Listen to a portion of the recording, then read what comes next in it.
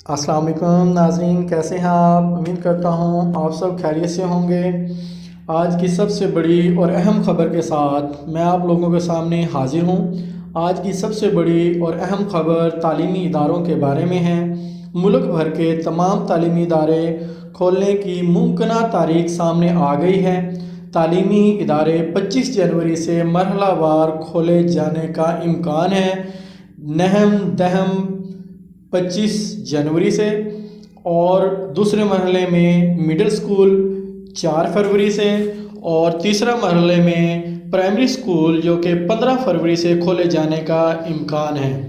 जी नाज़रीन, आज की सबसे बड़ी और अहम खबर कि तालीमी इदारे मरहलावार खोलने का ऐलान सामने आया है, लेकिन इसका हतमी फ़ैसला 4 जनवरी को तमाम एजुकेशन मिनिस्टर्स के साथ एक मीटिंग होगी, उसमें किया जाएगा।